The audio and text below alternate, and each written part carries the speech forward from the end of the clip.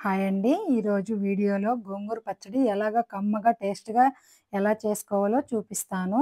గోంగూర అంటేనే మనకు నోట్లో నీరు ఊరుతుంటుంది గదండీ! ఒక బాండిలిలో 2 స్పూన్లు ధనియాలు, 1 స్పూన్ జీలకర్ర, ఎండుమిర్చి వేసుకొని బాగా వేపుకోవాలి. చల్లారాక మిక్సీ పట్టుకోవాలండి.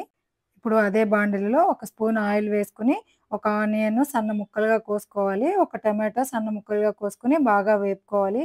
మనం కడిగి పెట్టుకున్న గోంగూరని వేసుకొని మీడియం ఫ్లేమ్‌లోనే కలుపుతూ ఉండాలి. పచ్చడి కొంచెం గుజ్జు గుజ్జుగా కమ్మగా రావాలి అంటే కొంచెం చెమ్మ ఉండాలి.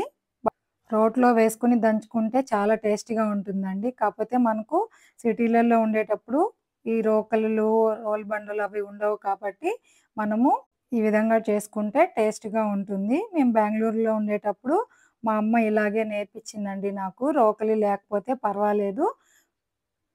పప్పు గుత్తి ఉంది గదా! దాంతో మెదుపుకుంటే చాలా చక్కగా మెదిగిపోతుంది అనేసని మా అమ్మే ఇలాగా నేర్పించి ఐడియా ఇచ్చింది. అప్పటినుంచి నేను చేయాలంటే ఇలాగే చేస్తాను. ఇప్పుడు మనము మిక్సీ కొట్టిన పొడిని వేసుకొని బాగా కలుపుకోవాలి. ఈ పచ్చడినంతా లో ఫ్లేమ్‌లోనే పెట్టుకొని కలుపుకోవాలండి.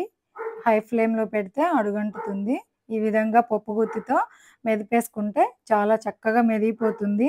రోలులో రుబ్బిన టేస్ట్ లాగే వస్తుందండి. మీరు ఒకసారి ట్రై చేసి చూడండి. నెక్స్ట్ సాల్ట్ వేసుకొని బాగా కలుపుకోవాలండి.